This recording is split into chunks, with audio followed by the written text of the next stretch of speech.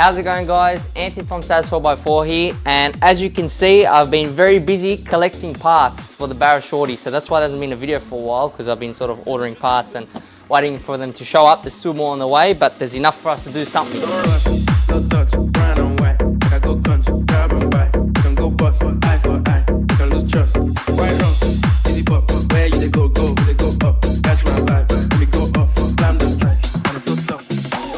As you can see, we've got all the Haltech gear has arrived. We've got PRP, coil packs, we've got injectors, some fans. I'll go through a bit more in detail, but first I'll sort of show you where we're at with the car. Not much has changed. Come with me, I'll show you this.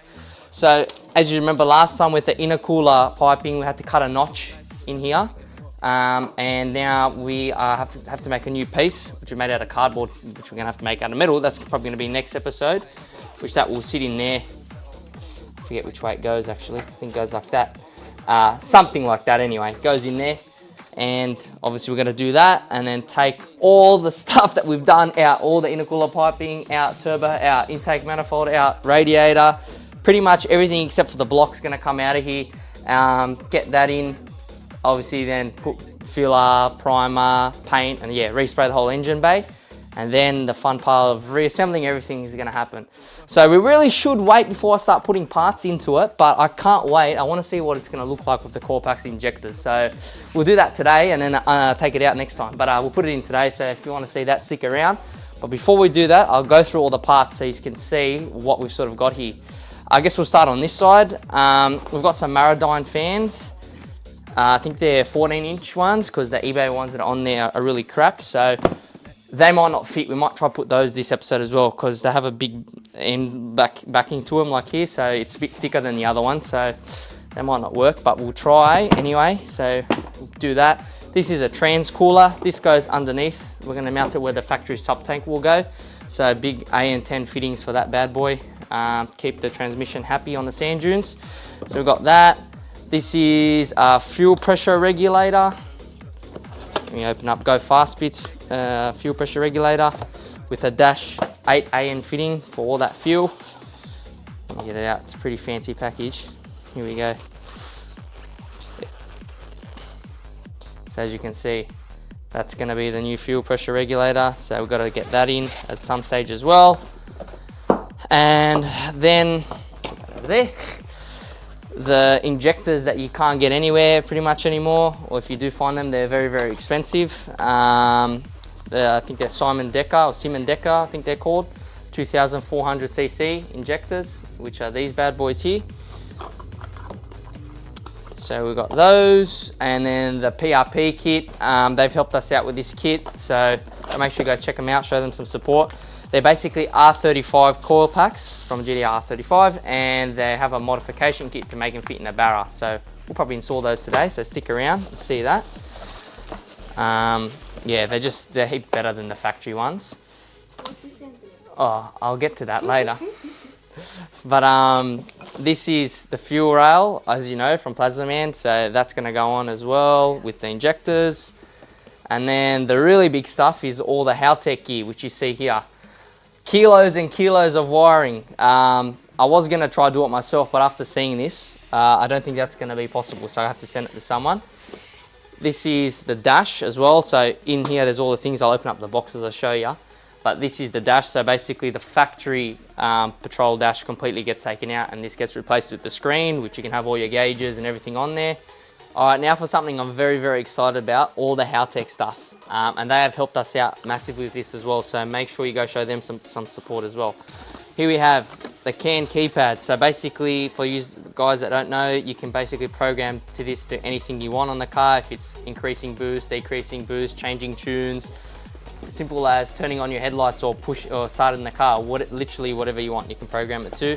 And inside the box, they've got a whole bunch of stickers that you can obviously label every single thing if you want to put. You can even make it change your gears, whatever it is. So they've got a sticker pretty much for every function you can imagine. So that's that. I've got to figure out a place to mount that. That's another job we've got to do. What's in this bad boy? This is the PD16. So I'll show you what we're running in there, which is an XS R5, but because we have so much stuff and I wanted to have accessories and other things, like aircon, and I might run like, I don't know, spotties or something. I'm not gonna, but I'm just saying I wanted to, just in case I wanted to add stuff, I needed more channels than the NXS R5 could provide. So I've got another 16 channels there to basically run whatever I want. So in the future, if I want to add more stuff, if I want to add NOS or anything like that, I have the capability to do it. So that's what that is. And I think this is the PD16. This is the brain and the heart of the car. So yep, there it is. Sorry, not PD16, I meant to say R5, Nexus R5. There it is. It's pretty big. So this is basically a computer and a PDM unit in one. So you basically do everything off this. You just run your battery positive and negative to here, and then that's your ECU and your PDM. If you don't know what PDM is, it's power distribution management. Basically, even my headlights will run off this, or my blinker will run off it. And there's no fuses or no relays in the entire car. Everything's controlled through here. So let's say you had a 10 amp fuse that you wanted to blow it, 10 amps or something. Instead of having a 10 amp fuse, a relay or whatever, you just set it on the computer that this cable, if it exceeds 10 amps, will blow like a fuse. So then it'll come up an error Y or whatever it is, and you can see exactly what circuit it is, what's the issue with it. And just an easy way, like especially if you're gonna go racing or whatever, or you're in the middle of the desert, bashing up sand dunes and something's not working, just plug your laptop in and she'll show you exactly what's wrong. So that's why I did that. I didn't want to muck around with fuses and relays. That's sort of old technology. This is sort of where the car scene's going now. So yeah, I want to get with the times a little bit. In here, this is the screen that I was talking about. So it's IC7 dash from Haltech. This is the dash adapter. So this will basically, which way does it go? Will go in like that and sit inside the dash. So we get rid of the factory Nissan dash, as I said, and that will sit in there, show you speed, tacho, any basically gauges you want. You can fully customize it. So that's what I went with. Other than that, on this side, we just got a whole bunch of sensors. I still got to get more. Trying to remember what there is. There's like flex fuel sensor, NOx sensors, temps and pressure sensors, whole bunch of stuff, O2 sensors, list goes on, you know, if there's gonna be more to buy. And then I got a whole bunch of AN lines and fittings and stuff for the fuel system. I'm still waiting on the fuel pump, which is gonna be an Elixir 1100 litre per hour fuel pump, so single pump, but I'll go into that in more detail when we do the fuel system, so stay tuned for that. Well, anyway, enough talk about parts. I reckon we start doing something, and I reckon we'll start with something that's sort of my favorite part, and I like it, makes the engine look kind of weird and cool, is the coil packs. And I want to see if I'm going to end up keeping the engine with this plastic cover on or off. So let's get the coil packs on and then I'll make up my mind.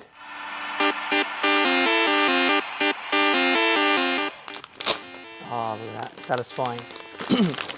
So this is the wiring for the top.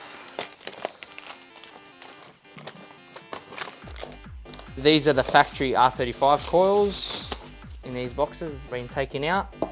And these are the adapting pieces that will, oh, there goes the bolts. But these are the adapting pieces that will go on to make it fit in the Barra. So we sort of have to take off this rubber piece and swap it for that.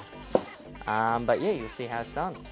All right, so I'm gonna take this plastic cover off, see what we're dealing with under here. As you can see, Precision have taped up all the outlets so nothing goes in. But we're gonna have to take those off to put the coil packs in.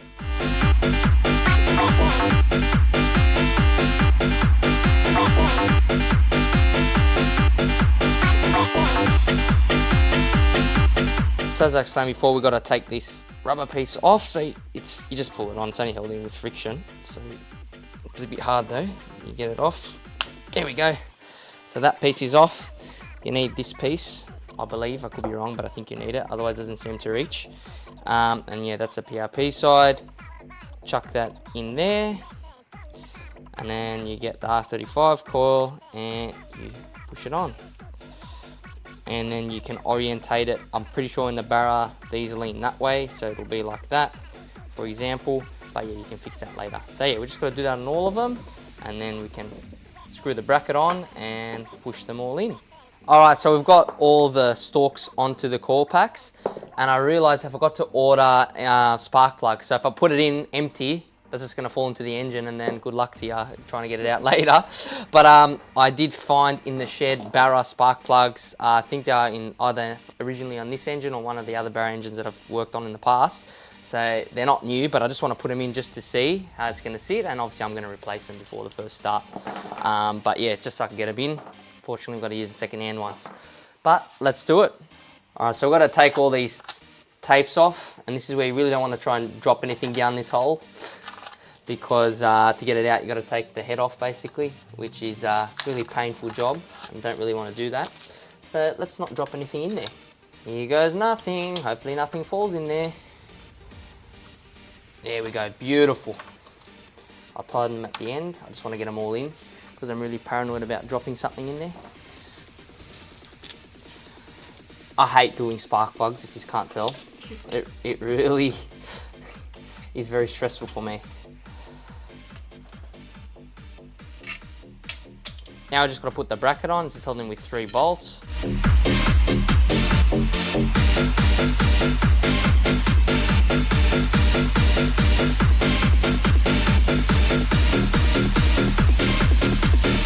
Alright, so we've got to just push these in now, clip onto the spark plug, and then just to fix them in place, just 1 bolt holding it down, and at the end then we can plug it all in the plugs, and it'll get you to the back of the engine, and from there the Haltech will take over. I think I made a bit of a mistake. I can't plug them in now, so I think I need to loosen them, plug them in, and then retighten them. So do that now quickly. That's in.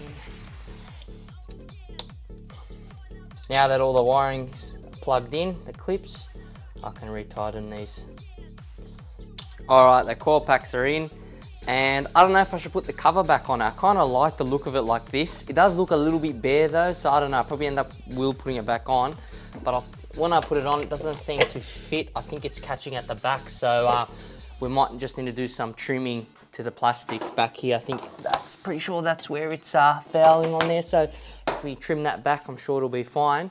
But I don't know, this does look cleaner, but I kind of feel like it looks a bit cooler like this, or maybe I'll get a stainless steel one or something.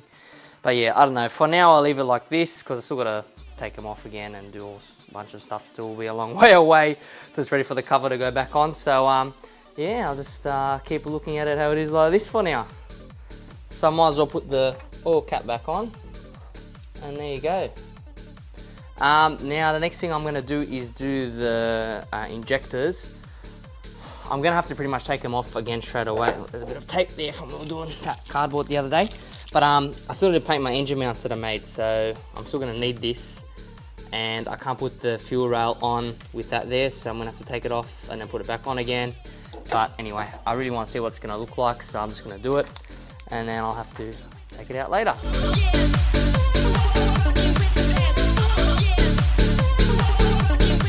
So to get the injectors in, I believe you've got to put it in a fuel rail first and then sort of press the whole thing in at once. But I'm not 100% sure, I've never done this before, so I might be doing it wrong, but I'll try my best. So let's push those in. They're very tight, so yeah, just do this for all of them. And then we'll take it over to the car and hopefully it goes in.